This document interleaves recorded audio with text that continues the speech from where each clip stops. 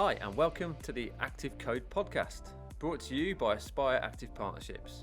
I'm Paul Griffiths and joining me each week on the pod is Luke Johnson. Aspire Active Partnerships is a community of like-minded business leaders who all believe that collaboration in the sports coaching and children's activity sector is essential for success. We've proven that working in collaboration does benefit business growth and essentially helps more children be more active more often. To combat physical inactivity, we need organisations that are performing at their very best. Organisations will only operate to high standards if they are led well. So, if we can focus on developing high quality leaders throughout an organisation, not just at the top, customers will experience higher quality services, which means heightened enjoyment levels and increased levels of physical activity. And if we do this at an early age, we know that we can build the foundations for a more active, happier and healthier life. The Active Code investigates what it really takes to be a successful leader and how organisations can combat physical inactivity. We won't be alone through this journey. We are joined by business owners and experts from our sector, as well as inspirational people from outside our industry. We'll understand the importance of physical activity to our guests, reflect on leadership experiences, and gain thought-provoking insights on how we can crack the Active Code and get more children more active more often. If you like what you hear, please leave us a rating and subscribe wherever you get your pods. Welcome to episode 8 of the Active Code podcast. Paul and I are delighted and excited to be joined by Dale Harris and Dillan O'Connor. Both Dale and Dillan are directors at Dream Big Sports, a non-for-profit organisation based in the Northwest who provides sporting and educational opportunities for disadvantaged young people. They're also co-founders and directors at Active Education Co., an online platform with a wealth of resources and content to help organisations champion health, wellbeing and physical activity in the education sector. We started collaborating with Dale and Dillan back in 2018 and have experienced at first hand the incredible impact they and their team have on young people. We shall be quizzing the guys on their mission to champion physical activity, their views on effective leadership, and what they think we can all do to crack the Active Code. Dale and Dillan, welcome to the podcast. Cheers, Luke. Thanks for having us on. Some introduction. You're the first double act to grace the pod. Dillan, we'll start with you. Could you start by giving the listeners an insight into your career before you founded your companies with Dale? Yeah, absolutely. So my professional journey really started around 10 years ago as a YTS at Blackpool in 2010-11. Really exciting time to join the club. They was in the Premier League at the time, or just got into the Premier League. And alongside the football, we had to complete a mandatory level 2, FA level 2 qualification, first aid qualification and your safeguarding certificate. Now this was something, being a YTS, I didn't value at the time. Didn't really see, its worth, didn't enjoy doing it, wasn't the most comfortable completing a level 2, but in hindsight, it was a lifeline for myself, given the circumstances that followed. I was then released from Blackpool at 18, moved out to America in August of 2012, and I was supposed to be there for 4 years studying sports and business management. For personal reasons, I came home early after 6 months. I ended up coming back for good in February 13. And then I was looking around for opportunities and things that I wanted to do, things that I was passionate about, which is obviously why that level 2 was so important. I then took on a voluntary role with Oldham Athletic Community Trust. That voluntary role then led to around 25 hours of paid work each week. And that was where I was lucky enough to meet Dale and work with Dale quite closely on a number of projects, from in-school delivery to evening sessions and holiday camps. And we also did match day experiences as well for local schools. Surprisingly, despite my background, I didn't really enjoy coaching football day in, day out, and it did become a little bit tedious for myself. And I wanted to kind of broaden my horizons a little bit and experience the other side of sports coaching. So I moved then to a large multi-sports organisation based in South Manchester in April 14. And I spent 18 months there. And it was an incredible experience from a coaching perspective. I was in a big organisation, lots of coaches that were more experienced, older than me. I was now teaching and delivering a variety of sports each week rather than just football. I was thrown into different environments, different demographics of schools right across the city. And at the time, I was living at home still, so I had more disposable income back then. And I used that as an opportunity then to book onto qualifications and courses and try and complete NGBs at the time. And looking back, I probably spent most weekends on some kind of course. From there, it gave me inspiration really, and I left there to work independently. It was no reflection on the organisation. I just wanted to kind of expand and look at what I could do for myself. I then took a little bit of time out of schools to kind of decide on which path I wanted to take, whether that was to go back into football, whether that was to go into the education sector. And the following year, I decided to go self-employed.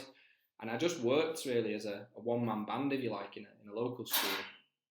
And really, it was a case of teaching in that school, delivering what I knew and what I was confident with.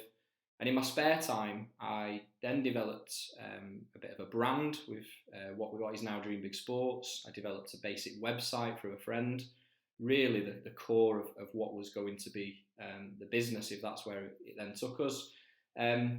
Carried on with that throughout the academic year and saw what Dale was doing and kept in touch with Dale, who was still at the trust, but had also was looking to venture into his own education company.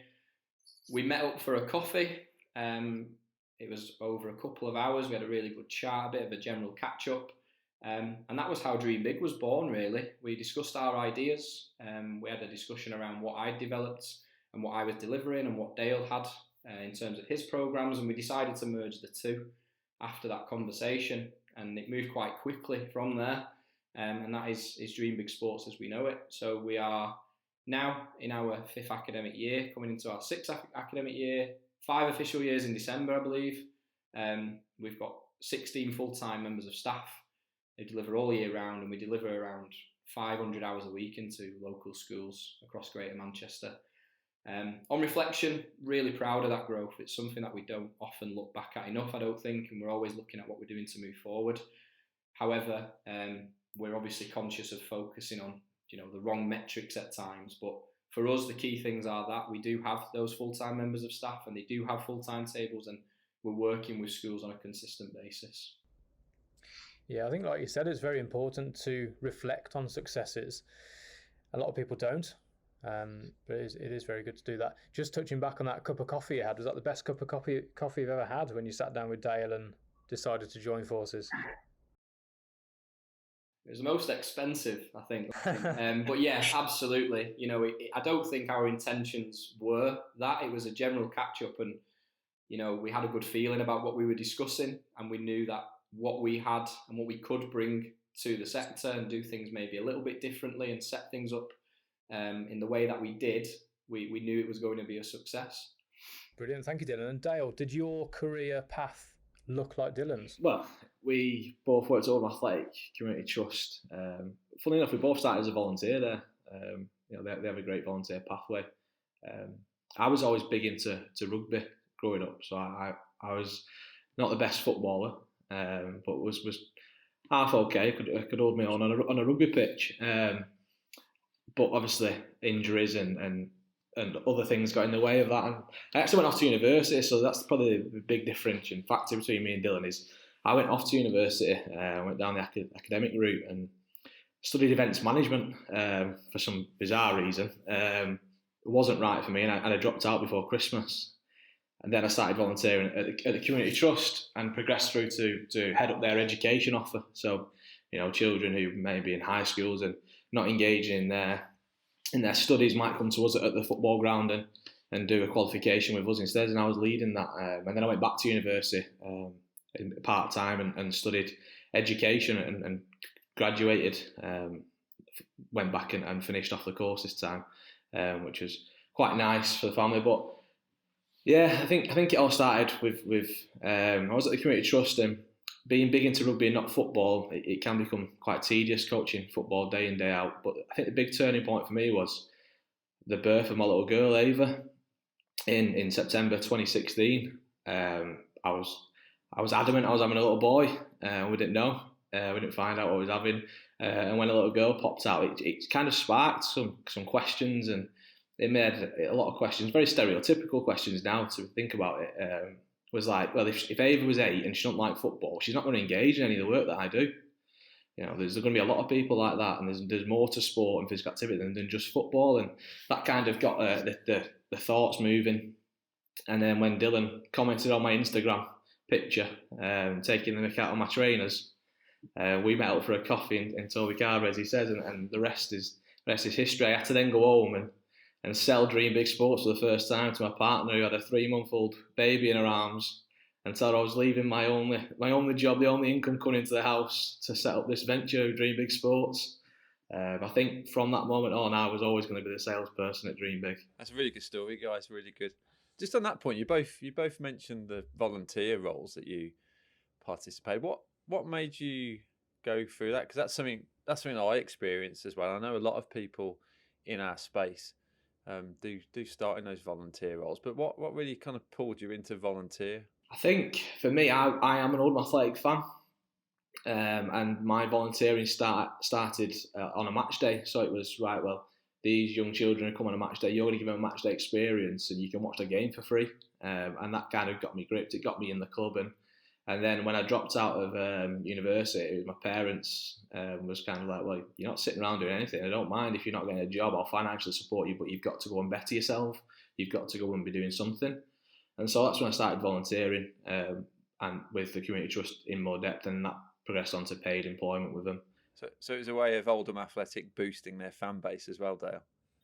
For myself, Paul, it was coming home from America and, to be honest, a real realisation that I needed to find something quite urgently, and the opportunities at the time were few and far between, compared to the number of organisations that are out there now doing great things in the sector. It was quite limited in our area, and looking at my qualifications, I played football from a very young age in various settings, and I only really had that level 2 to my name at the time, and I had my the BTEC that we did as well, which was in sport and fitness. So really it was playing to my strengths, doing something that I knew I enjoyed, been involved in football, as I said, from a very young age, and it was just taking the opportunity that came and making sure that I could prove myself in that environment. It obviously came off and ended up resulting in paid work, but it was just the trust that they showed in me and gave me that chance to come in and volunteer and work with their more experienced coaches as well. Pre-COVID, guys, you both took part in an amazing cycle challenge. I believe it's from London to Paris, I believe. Dillan, what inspired that trip? Great question. It was my older brother, actually, who was working for an organisation. It was something that they did every year, and they raised money for different charities. And it was a time where I was still playing football, part-time, and maybe not as passionate about it. I was interested in it. I think it was the challenge itself, to be honest, Luke, and it was something that I knew away from work, it would motivate me, something that I could, set targets with, and that experience as well. I had a friend previously who did it 2 years earlier, and it was all he talked about, it was the actual experience and the weekend and the people he met. And it was that question, and when my brother, he approached myself and Dale and said, look, there's 3 from our organisation, there's 3 from another, we'd love for your organisation to be involved and you and Dale to come along as well, and we'll raise money for some great causes. So I suppose it was that challenge to actually achieve something of that magnitude, for cycling from London all the way to Paris. I think it was around 350 miles in total across the 3 days of cycling. So that was my kind of reasons for it, really. I was conned. I'm telling you, I was conned. It was talked about in the office by Dillan. Do you fancy this? And I was adamant, no. I don't even have a bike, Dillan. I can't remember last time I was on a bike. A couple of weeks later, he come back, I booked you on, we've paid the deposit, you're not got a choice now. So he might, and to be fair, it was probably one of the best things I've ever done. I'd had a tough 12 months leading up to that, and when I went home and told people, to my family that I was kind of cycling and it's like, you've got no chance, you're not going to do it. Look at you, you've not even got a bike, sort of thing. And in my head, I just kind of thought, you know what? I'm going to prove to all of you that I am mentally tougher than you all think, and this is my opportunity to do that. And you know what? It was amazing. It was a great opportunity, and it was a fantastic experience as well. Edge from your rugby background probably coming out there, Dale, when they challenged you. Definitely. Staying with you, Dale, what does physical activity mean to you? great question. Physical activity to me growing up has always been a coping mechanism. So rugby, I was introduced to rugby because I couldn't behave in school, and so it was a case of let him go and take his energy out on a Saturday or a Sunday morning, where it's allowed, for 80 minutes on a pitch, and when I was stressed in school or anything like that, Mr. Lord, my rugby coach, my PE teacher, would after school get the tackling pads out and we'd smash them. And growing up with autism, I was then known as a rugby player rather than a kid with autism. So for 80 minutes, he was just part of the team. He was just like everyone else. So physical activity holds a really strong part of my life. But in terms of what it means as a whole, I think it's a conscious decision, really, for everyone to make a positive impact on their own well-being, the people they are responsible for, and also the communities they live in. So, the economical and societal impact that physical activity that can have. I think physical activity presents an opportunity for everyone, and that's what it means to me. So, as a busy family man, Dale, running a business, how do you keep active at the moment? Won't lie, I was hoping you'd ask Dylan this question.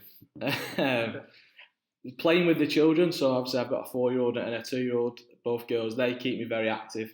I am well aware that I should be more active than I am. Since cycling to London to Paris, I've tried to continue that, get out on as much as I could. It has been in the shed for a while, but I am proud to say it's booked in for a service next week. But like you said, family comes first for me, so I spend a lot of my time making sure that they are active, that they're physically active. They do gymnastics, swimming, dance, all the rest of it. So making sure that they are active is my priority, but it's become more prominent that I need to make my physical activity levels my priority as well. I'm just interested as well, Dylan.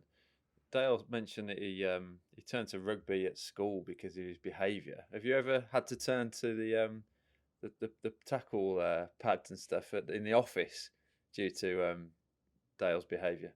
No, to be honest, the period that we were cycling, it was the most mellow he's ever been, because he used to go out on his bike before work and then he'd come in, a little bit exhausted and get on with it. But no, we do try and get out, as much as we can, like Dale said. But I think that balance between, getting things done in the office, working on the business and getting out and being active ourselves, as the business has grown, if anything, it's become even more difficult, really. Yeah, and but something that's majorly important. I think you both know that, and I suppose it's just making sure that you are blocking out time and allocating time to keep on top of that. When you are active, do you feel that you can be on top of your game more in the business? Yeah, for me, it's huge. I see a big difference with keeping active. I think in general, I'm a much more happier person. It does improve my mood, it does release those endorphins if I've been for a run or been on the bike. And that helps me then for the day ahead. So I prefer exercising, physical activity in the morning, first thing. I'm more of a morning person than an evening person. So I'm up crack of dawn and I like to get out and do something. And I feel like I've accomplished something before then I go to work then.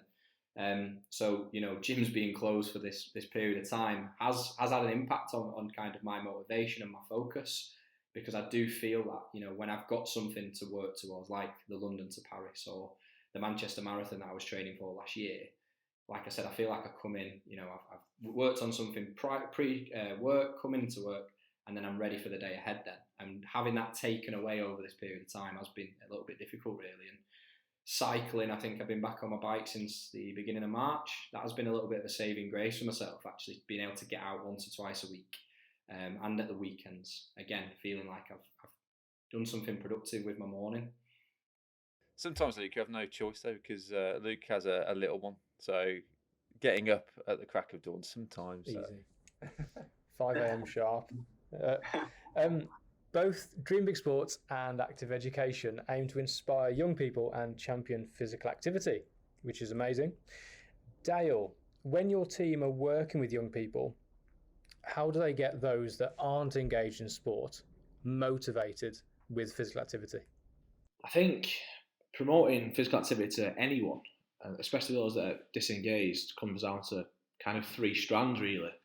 Collaboration, working together with people within their communities that they do trust, that they will listen to, and finding out them people, them really important figures that they look up to, that can pass the message on about the benefits of physical activity. And then accessibility. Dream Big Sports, our main aim is to break down barriers for disadvantaged and deprived children to access physical activity and sporting opportunities, making sure that everyone within our society has access to high quality opportunities is a priority. So whether that's taking away the travel, so can we take physical activity opportunities to the heart of their community, whether that be finance or equipment, providing the clothing. These are all barriers to taking part, and they're all barriers that you might miss. Someone who might just not want to take part in your PE lesson because they've not got the right equipment, but they're not going to tell you that because they might be embarrassed by it. So it's again having that collaboration with someone who can get that message across to them, so actually you can come and join in what you're wearing, and breaking down that barrier. And then that leads on to the third bit, which I think is communication. It is massive, to making sure that everyone takes part in physical activity, speaking to people of why they don't take part, what the issues are, providing opportunities that communities want, not what you think they want. So, not telling them what they want, asking them what they need. I think that is really key to breaking down them barriers as well. Yeah, it's a really good point. I think on the communication side, Dale, I think that's something that a lot of people miss. So, can you share with us how you do that? It might seem simple to a lot of people, but I think it's often overlooked, isn't it? So what do you actually do to pull that information back in from the community? So I think Dillan had a brainwave around, he has one every couple of years, so he had one about 3 years ago, in schools, where we collect a lot of data. Data is massive for us to track who does take part in our sessions and who doesn't. And the emphasis isn't on those that do take part, because that's fantastic, and we can shout about that all we want, but we really want to focus on those that don't and find out why. So what we implemented at Dream Big Sports is a golden ticket scheme, so kind of like a Willy Wonka style golden ticket club, where anyone who doesn't access our provision, after school clubs, breakfast clubs, lunchtime clubs, during a half term, is identified, and they are specially invited to a non-competitive golden ticket club. So we don't tell them you're coming to this because you've not took part all year. It's a special invite for them. But on entry and exit from the camp, they fill in a questionnaire. So do you know these camps are on all the time? You've not attended one. Why? And then when they leave the camp, when they leave the club, sorry, not camp. When they leave the club, it's did you enjoy yourself? Is there a reason why you've not been to these? And you might find out that some children can't come to lunchtime club because they eat the lunch really slow. Or you might find that they can't get to school early because they've got 2 other siblings that can't access the same club. And then it's about working with the parents in the school to put in kind of an action plan in place, participation analysis we call it, to make sure that when they return after the half term, they can then access them clubs again. Yeah, it's probably things that people overlook. Definitely, they probably think, they're not taking part because they don't like football, whereas actually you're looking a lot deeper at the underlying issue. Definitely. Dillan, exactly. Moving on to the leadership side of things. Yeah. Who's the most inspirational leader that you've worked with, apart from Dale? Yeah, funnily enough, I've not gone for Dale as my choice here. However, I've looked, I've been fortunate enough to work with some fantastic coaches growing up in a football setting, and I don't think it would be fair to pick one out, because there's loads of individuals who've offered me opportunities, giving me that experience that I needed to get to the next level within football. If I was to pick someone from a football setting, I'd go with Gary Parkinson, who was the coach who gave me really a second chance, taking me on board as a YTS at Blackpool. He was a pro footballer himself, played at Burnley, at Preston, at Middlesbrough. 6 months after he took me on board and gave me that opportunity and believed in me, he actually suffered a stroke, and he's now battling locked-in syndrome, which is a really rare condition, which he's still battling today after 10, 11 years. So in terms of inspiration, Gary is someone who's always in my thoughts with that side of things. In a kind of professional setting, I wouldn't say it was necessarily the leader at the organisation, but my time at the multi-sports organisation in South Manchester was really inspiring for me as a young coach. It was the first time that I'd walked into a place of work and really felt like it could be a career, and I actually saw sports coaching as a career. And that was just because of the people around me and the way that the business ran. And looking back, I was clearly motivated to learn and develop with me using my own money to book onto courses and better myself. And that 18 months, I gained so much experience, as I've touched on before, and so much knowledge from others. So I'd say not necessarily the leader, but my time at that organisation was crucial, really, in my development. Just at that multi-sports organisation then, what do you think they did to make or to create that type of atmosphere that you've experienced, which motivated you and made you think of that line of work as a career? I think from the minute I joined, it was how approachable people were. There was no ivory tower in there. It wasn't people dictating how things should be delivered. There were expectations, there were high expectations, but it was the people within the organisation that just made you feel comfortable.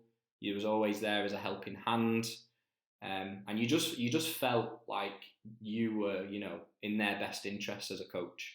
And at times, as a coach, it can get quite lonely working in a sports coaching organisation. You are working independently for most of the week. We have it at Dream Big. We've got, like I said, a team of 16. Some of them will only see each other every 6 weeks. And something that they did back then in that organisation was they ensured that there was a lot of touch points in between that, so you didn't feel isolated and you could always ask a question, and there was never a stupid question in that sense as well. And I think that's something that we've took on board, and hopefully our team can see that as well, and we're trying to work on that every day for our just on that point, Dylan, as well. You talked about that. It's almost like a myth, I guess, that definitely existed when we set Aspire back in 2005, and still does to some degree, I think. And that myth around being making a career as a sports coach, if we use a sports coach as a kind of the terminology in this, but working for an organisation that like Dream Big, that goes into the community and does some amazing stuff. Do you still see that kind of myth or that barrier for some people not taking the career as seriously as they probably think? Right, because I think I'm going back a few years now, guys, so you probably would, I'm certain you were born when I was at university, but going back to those days, it was kind of seen as a part-time role that you would do as a student and earn a little bit of money on the side and support local schools in the communities that you worked in, as almost like a stepping stone into teaching, I guess. So do you still get that impression?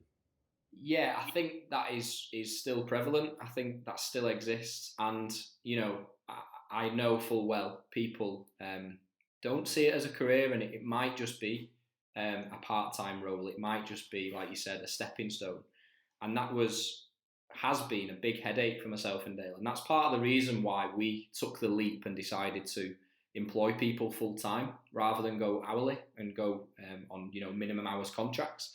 And it was so people could see that we were taking the responsibility of ensuring that they had the full-time hours and making sure that they were looked after. The biggest one for us is we have a specialist dance team, and when we're recruiting a dance coach, some people are amazed that they're going to come in as a full-time dance specialist, going working in different primary schools or going working in the community. And that's because there is, still that kind of view that actually, if I'm a dance coach, I might have to work independently, or I might have to be self-employed, or I might have to go on a minimum hours contract. So that is a big headache for us. And another one that we've looked at more recently in the last 12 months is how do we create that pathway within our organisation that people do start taking their job more seriously, and people do start seeing that there's a career with us, and there's not a glass ceiling at Dream Big Sports.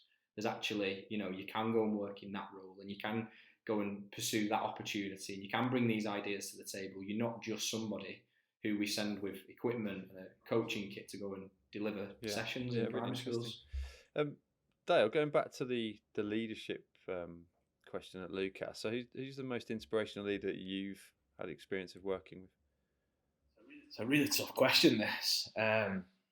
I've worked with many inspirational people, as in worked with them, especially in some of our partner schools that are in some communities that really need support, and they do some amazing work, but I've not worked for them. So I would struggle to say that, I've worked for an inspirational leader. I think if I'd have worked for an inspirational leader, I'm not sure I'd have started Dream Big Sports, because I'd have stayed with them, because they'd have inspired me every day. So I think it's a blessing that I've probably not worked for an inspirational leader. I could say I've been inspired to do things a little bit differently from experiences that I've had elsewhere, but that's probably more influence than inspiration. But yeah, I don't think I've actually got, other than Dillan, obviously, I'm going to say that. I don't think I've worked for an inspirational leader as such. Is there anyone that you look up to as an inspirational leader, mainly in the rugby world or sporting context, away from business? I think in the rugby world, locally to us, Kevin Sinfield was growing up was the person I looked up to. The whole culture and the way he carries himself, despite having such success. And I've seen him speak in the past about the continuous failures in the Challenge Cup and how he micromanaged the final that the Leeds Rhinos went on to win. But also, I'm going to go a bit left field here. My RE teacher in school, she probably doesn't even know this, but Mrs. Foley, she took over my RE class in year 11, and I was failing because I didn't get on with the RE teacher I had, and I really liked the RE, but we clashed, and so I was always being sent out of class. And she took over my RE class in year 11 and pulled me to one side and said, "Dale, you like to debate, you like to argue every point. Back it up with evidence and you'll have success in RE." And I came out with an A-star within 12 months of her taking over my class. And I think the fact that she took time to pull me to one side, highlight the positives rather than the negatives, and make that work for me is what a true leader can do. Yeah, that's also helped with your Twitter debates, I think. Don't start on them, I get in trouble for that. So Mrs. Foley then, it seems, harnessed your ability really, Dale, that other teachers may have overlooked. I've had the pleasure of visiting the Dream Big Sports offices a couple of times. I'm very impressed with the focus you have on allowing your team to connect. I think Dillan mentioned it a few minutes ago. You've got kind of social areas, including like a comfy breakout area. I think there's a table football or a ping pong table as well when I was there last time. Aside from being leaders that encourage that side of thing, Dale, if we asked one of your colleagues about your leadership style, what would they say? I instantly want to say what I want them to say, and that might not be true. I would say, first of all, both myself and Dillan are approachable. We pride ourselves on having that open door, and allowing every coach to come to us with new ideas, problems, successes, anything really. We've got a lot of time for all of our team, and we're very approachable. But personally, to me, my leadership style would say, my colleagues may say that I'm a bit of a visionary. So if they have an idea, I'm going to achieve it. I'm going to achieve that idea, and I'm going to sell it to everyone on the way. So I'm not going to achieve it on my own. I'm going to start on my own, but I'll finish with a team of us, and they'll all be working towards that same vision or that same goal, because I'll have sold it to them. Whether it's right or wrong, I'll have convinced them it is the right thing for us to be doing. Very much a progress towards a goal leader with a team, if that makes sense.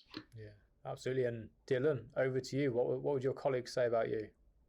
I suppose the reason that it works so well with myself and Dale is because, Dale does, coming back to what he said, bring those ideas to the table, and is a little bit more of an optimist in that sense. So Dale will always see, the positives out of that idea, and it works well because we'll have those conversations, and then naturally from me there'll be a lot of questions before we then go and pursue that. And I think that that kind of partnerships works brilliant for us. In terms of my leadership style, I think I'm hoping people see myself as someone who is supportive, a bit more of a democratic leadership style, so offers guidance where needed, but also encourage ideas, and I like to get feedback as well. So the middle management that we've kind of put in place, we meet with them frequently every half term, and that isn't just myself and Dale leading that meeting. They are all asked to come with a reflection and a review of what's happened in the half term just gone, and also what their targets and what they want to achieve coming up and what their ideas are. And And I think with that, that's us being, very aware of the value in other members of our team. We're not sat here saying we have all the ideas and everything that we're going to say is right. We do give that opportunity to people. I'd say also with that, I'm still very hands-on. My role is more staff orientated than Dale's. Dale looks at the business development side of things. So still lead on training and some workshops with that. I'm still involved in some school observations. I like to be on the ground, seeing what is going on, making sure that we are delivering high quality. Holiday camps, if there's a new venue, for instance, we're at a brand new venue over the Easter holidays. I was there making sure that was set up. And I think that's a work in progress from both of us. I think that comes with growth. I think we've discussed this previously, with yourself and Paul, and that does come with time. And it's not a thing that you can just, let go completely and give that responsibility to others. And it's something that we are working on. But I think because coaching is my bread and butter in a sense, I want to know everything that's going on within that. So I'd say that hands-on approach is something that I am working on at the minute. And guys, do you have clear designated roles within the organisation, or do you ever kind of see a bit of a crossover? Yeah, I think we didn't to start with, and therefore there was a lot of crossover, which a lot of grey areas of who's going to pick up what. Since probably just 2 years ago, we clearly defined who was going to work on what and what our skill set was. We had some quite open and honest conversations with each other about what our skill set is, what our characteristics suit best. Ring me before 8 o'clock in the morning, you're not going to get happy Dale. Ring Dillan before 8 o'clock in the morning, you're going to get him in the gym happy. So therefore, if anyone's ringing in sick, they're better off ringing Dillan.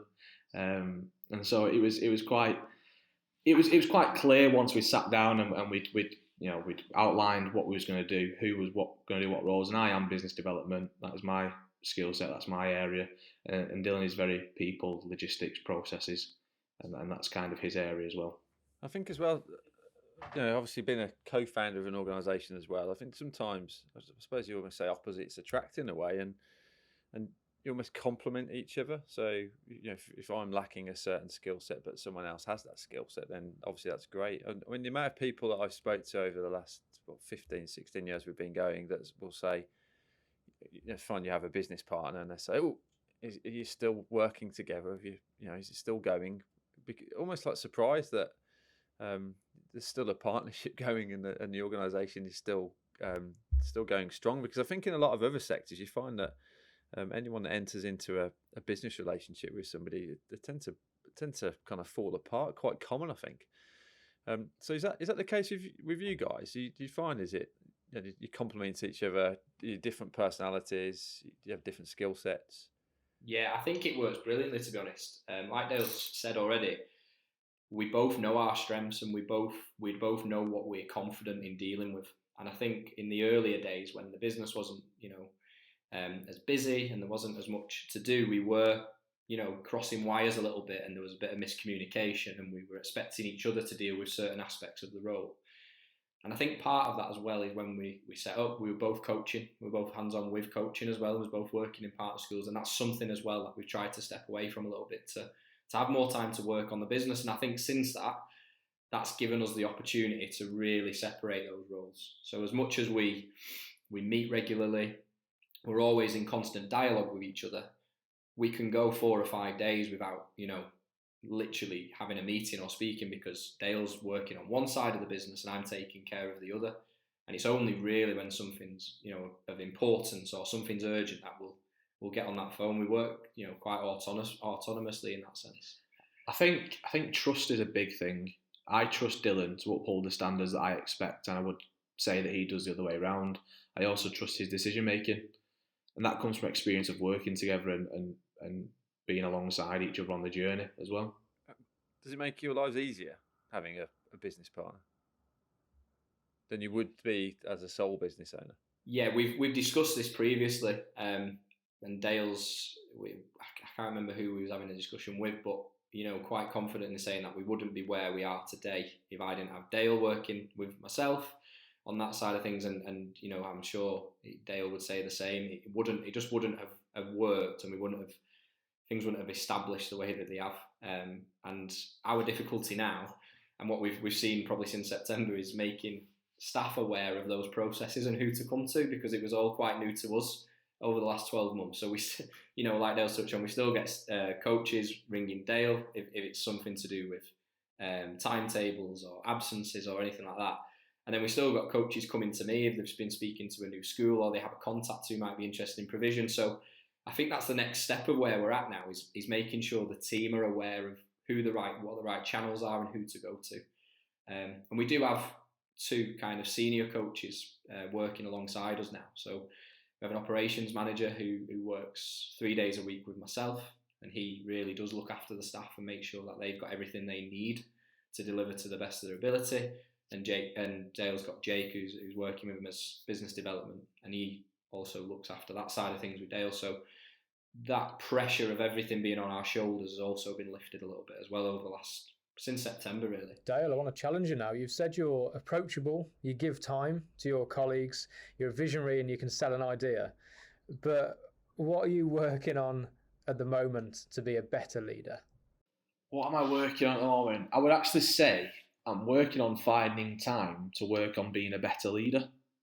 We spend a lot of our time, both me and Dillan, investing in our team's development, making sure that they are on the path to success. And we identified earlier this academic year that we've actually overlooked our own development at the minute to date. So I'm working on putting some kind of action plan together for ourselves with Dillan on how we can schedule time and identify relevant opportunities and the relevant areas that we need to better ourselves as leaders. So I'm working on finding time to work on being a better leader. I'd say similar to Dale in that sense, in terms of working on something formally, it's something that we need to find time to do, and we need to allocate and dedicate some time towards. Within the business though, as we touched on, mine's more the operational side of things. So for me, it's about the processes and the systems in place as a leader to ensure that everything is there for our team to perform at the best.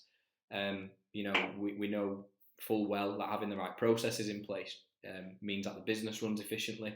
If the business is running efficiently, it means that we're repeating the things that work, and that ultimately drives the business forward. And I think if we can get that right, we can get the right people into the right roles, then that will present opportunities for the rest of the team.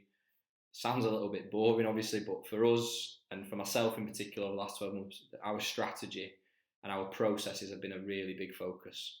Obviously, we're hoping to scale and grow, as many others are in the sector, and we can't do that on an ad hoc basis. So for me, it's about getting those things in place and making sure the people who are working within the team know what they are as well, so they can work a little bit more independently and take a little bit more responsibility. Yeah, I think it's really important from a leadership perspective, having the time set aside and blocking that time out, protecting that time to develop your own skills as a leader is so important. And you mentioned, obviously, not only improves your skill set and develops you as leaders, but it will filter down throughout the organisation as well. What else are you doing to ensure that you develop more leaders in your organisation?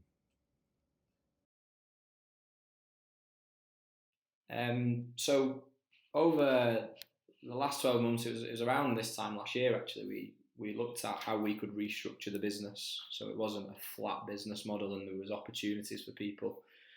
So we put in, mentioned it already, but the operations manager role, the business development manager role, and we also put in a middle management of 3 lead educators. So we had a lead educator for our sports provision, so our holiday camps and our evening sessions, a lead educator for our specialist programs, so who can work with the mentors and the educators who are delivering the mentoring programs, physical activity programs, and then we also have got a performing arts lead as well, who specialises in that area of dance and drama. So that's the first, and I'd say that's the main thing of how we are hopefully developing leaders within the team. Those individuals and others then can lead at training sessions. It's not just myself and Dale at the front delivering everything. We do lean on members of the team to do that for us and work with us on that. And the more experienced coaches, we also lean on them for shadowing opportunities. Part of our recruitment process is once somebody comes in that door, before they step foot in a school on their own, they have to complete, I think it's 2 full days of shadowing, I believe, with an experienced coach. So again, another opportunity to lead and set the standard and set a good example. And obviously we've got ambitious plans to grow and develop. Our challenge is getting the right people in to the right seats on the bus, is making sure that we decide who is the right fit, characteristics wise, skill set wise, and then deciding what role they're suitable for. And I think that's definitely the right way around of doing things, is looking within the team first and promoting from within. Also, it's public knowledge within all our team that they get, each individual yearly gets a ring-fenced budget for their own development. We're not going to prescribe to them what development they should have. We're going to help guide them and identify the areas that they need to work on. But if they come back to us with a course that they want to go on and they can justify why, they know they've got X amount left of their ring-fenced budget as an individual each year that we're investing into them to become better leaders in the sector.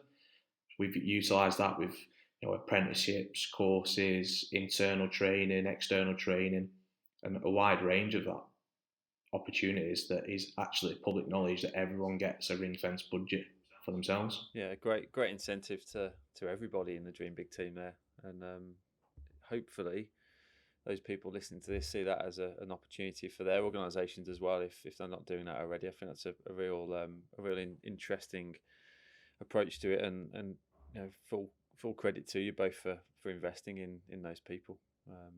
I think it's a great career pathway for both Dream Big, and also we know that we don't expect people to stay within an organisation for forever and a day, but if you can see people developing in your organisation and moving on to bigger things and to careers that they want to pursue, then it feels great from a leadership perspective as well. I think as well, we're working in a sector that is notorious for high turnover rates of staff. People, like you touched on, maybe aren't as committed to that role and don't see it as a career. And the ring-fence budget, the training and development opportunities are just a way of us, promoting that to them and hopefully improving on those staff retention levels. Similar to schools, it's easier to retain a member of staff than gain a new one. It's the same with, new customers and things like that. So budgets aren't unlimited, they are quite tight, and it has been a difficult year, but if we can put things in place that incentivise working with Dream Big Sports and staying on board, then hopefully, we'll be able to move forward much better. Yeah, Dale, Paul mentioned that you're quite prevalent on social media. From your experience, what are the views on leadership in the sector at present? To measure their success, for example, some organisations shout louder than others about how many schools they work in, but they may only do an hour a week in that school, and that's great. But what impact are you actually having in that school? You might work with 80 schools, 40 of them are 1 hour a week at lunchtime club. Is that really sustainable? Is that really having an impact? And is that really something that the leaders within our sector should be questioning as well? I think it can lack transparency and becomes a game of bragging rights. But it can also be a bit of a closed book, in my opinion, in terms of, this is my organisation and we can take on the world. We don't need to work with anyone else to do it. But in actual fact, speaking from our point of view, if every school in Oldham turned around to us tomorrow and said, we want you in by September, we wouldn't be able to do it. We'd have no chance, let alone across Greater Manchester. And we wouldn't be able to execute the provision with the high standards that we expect as well. So collaboration is key. And I think that should be promoted more from the top down within the sector. On the back of the last 12 months, I would say we're starting to see a greater respect for collaboration. Obviously, we've been part of the Aspire Partner Network for longer than 12 months, as you've said, and we've championed collaboration right from the start of that. And it'd be interesting to see if budgets should take a hit, whether other organisations that have championed collaboration over the last 12 months are still as happy to get on board and partner with each other. But right now, for me, leaders at the top of our sector should be promoting collaboration, riding this wave of partnership working, because that's my opinion, the route to deeper, wider rooted impact. Put you on the spot there, Dale. Who do you mean by the people at the top? I'd say the governing bodies that are out there. I mean, we've met with some sporting organisations and NGBs. I remember meeting with a couple of NGBs 18 months ago to try and upskill not just our staff, but try and promote their courses and upskill teaching staff within schools to be able to deliver their sport better. And it all came down to finance, how much money they could make out of it. And as a not-for-profit organisation, that doesn't sit well with us, because it should be about the impact you can have, not about the finance you can make. There's no word of a lie. Every company needs to make money. You need finance to have an impact. We get that, but there's a line that should be not crossed, in my opinion, for taking the mick a little bit with the finance. I also think, we've got a lot of organisations set up that do similar things, and we're missing big gaps that organisations aren't tackling. And and the message needs to come down from the top that actually together we've defined roles and defined missions and visions, we can have a greater impact. The AFPIs, the YSTs, the Sport England all working together. I mean, Sport England just launched their new strategy, which is fantastic. We're going to measure the impact of that, obviously, in the years to come. But right now, I think more collaboration from all of these bodies and actually valuing the work that organisations like ourselves do in school is critical. We are the people on the ground in the school doing the work. Listen to us, listen to what we've got to say, and listen to everyone else at the same time as well. Yeah. Dylan, what do you think we can learn from other sectors to help combat inactivity? I think there's many things really. If I was to try and pinpoint one, that's probably most relevant at the minute is data. I think data is king, as we know, and I think other sectors use data in a much more efficient way to track certain elements of what they're doing. We're currently working with an organisation who have I'm going to pinch their kind of tagline, which is, if you're not assessing, then you're guessing. And that's really stuck with myself and Dale, and that's something that we've been big on right from the very start. And that doesn't mean being intrusive or going over the top. And in terms of young people and physical activity levels, we're not talking about weighing, you're not talking about BMI and things like that. But things as simple as assessing, how they're travelling to school. Are they accessing evening and weekend provision away from the school environment? Are they accessing PE lessons? If so, how many? How long for? Are they going to extracurricular activities? And that for me is a big enough starting point. And it just means that everybody will be working off the same hymn sheet. I think there's a lot of organisations, have got pushing their own agendas. But there's not enough being done to actually go back to the root of what the issue is. Dale's touching it already with how we analyse participation at our sessions. And that's not to see who and celebrate who the most active children are and reward them. That's to see who the inactive children are and then target provision with it. And I don't think that's being done enough. I think we are guessing at what schools want, and I think we're guessing at what communities need. And we're missing, huge, like Dale's touched on, huge gaps with children that are disengaging and why they're disengaging. So I think for me, it's about data, and it's about actually looking at the root cause of what the issue is at the minute. Greg Dreyer, a previous guest, said something very similar. He said, if you don't know, you don't care, relating to data. And it is very true, isn't it, in that aspect? Yeah, I think the whole process there, it's a real, again, no disrespect to you guys, it's a very simple one, but you're right, it's not done enough throughout the sector. And we're talking like right from the top. But that kind of process of collating that data, analysing that data, reviewing it, helping you plan to then implement, that just makes complete sense to do more of that, rather than, we think this is the problem, so we'll have a go at doing this, and this is the strategy we're gonna take moving forwards. And I think, unfortunately, all too often we see, the previous guest talked about it, that we see strategies and projects recycled. In the last 2-3 decades, projects that have been run before, they come back and they run for 2-3 years, and then they disappear, never hear of them again, and then something else comes out. And all that funding that's being ploughed into it, especially on some projects, it's kind of what is the impact? What is the impact that we've had on the children, on their families, on the organisations that are delivering it, and then how can we better it and how can we improve it? And I completely agree, it's not done enough. Going back to the leadership side of things, we always ask our guests to recommend podcast, books, learning opportunities. I know you guys have said you're taking a bit of time out to try and develop your own leadership skills. So do you have a couple of examples of opportunities that listeners can tap into to enhance their leadership skills? I'll let Dale go first on this one. I am gripped on the High Performance podcast. I think it's Jake Humphries who leads on that. It's probably my most listened to podcast. Joint top with the active code, obviously. Of course. I'm surprised. I'm surprised it wasn't top, Dale. To be honest, I'm surprised that the active code isn't top and then the High Performance podcast. But we'll let you off. I think for me that with a wide variety of high performing leaders on there from different sectors, it's not just sport. It's a wide variety of sectors, and the depth that they examine their approach is why I'm kind of gripped on it, and the amount of knowledge and takeaways from that book wise. I think Luke recommended this book within the chat that we have.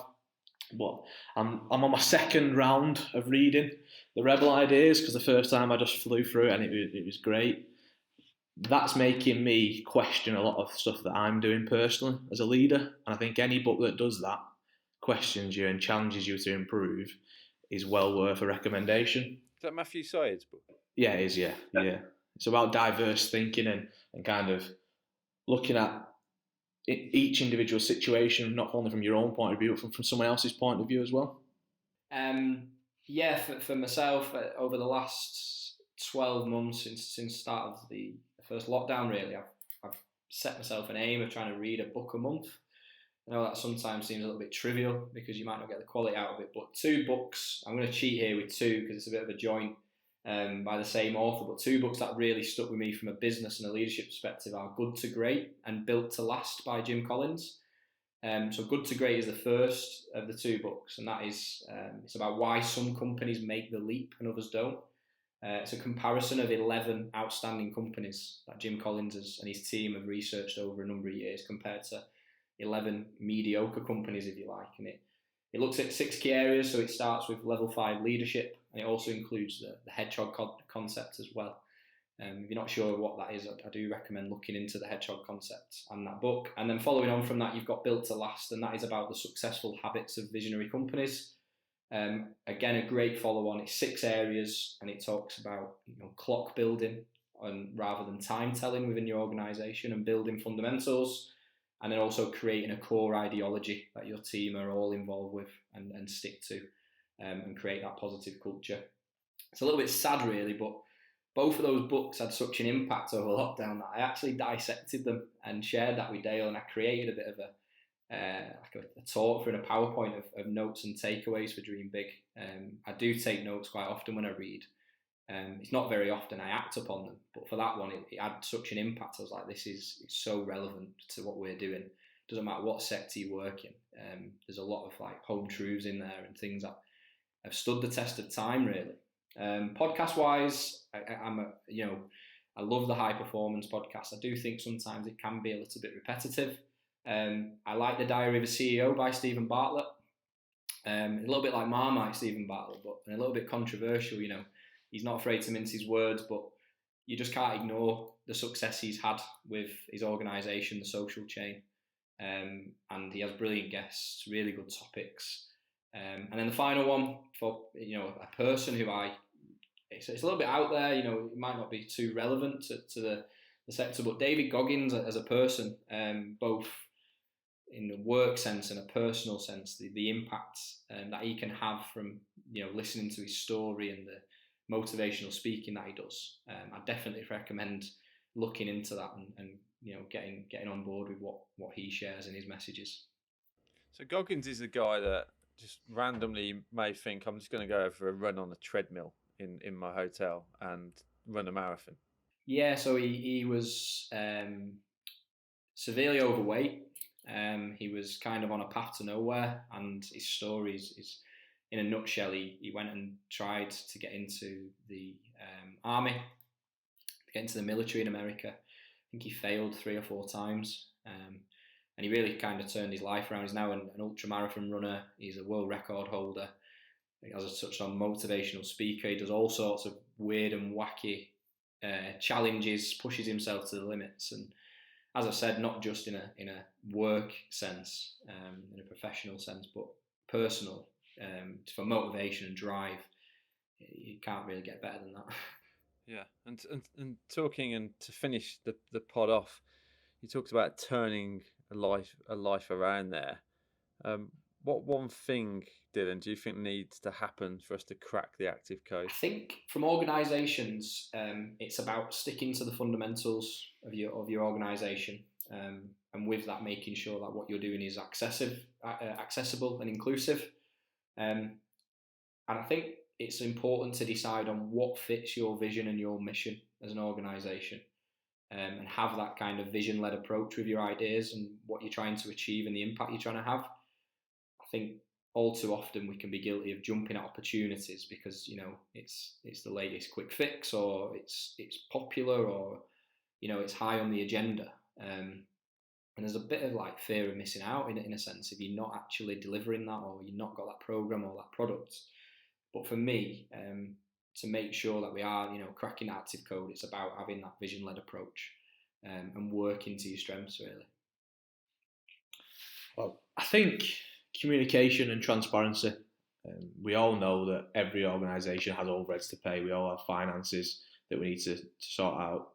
So why is it so secretive when it comes to stuff like that? We all know if we have a transparent and open approach and communicate clearly with the people that we're working with and working for, then we'll have a better impact.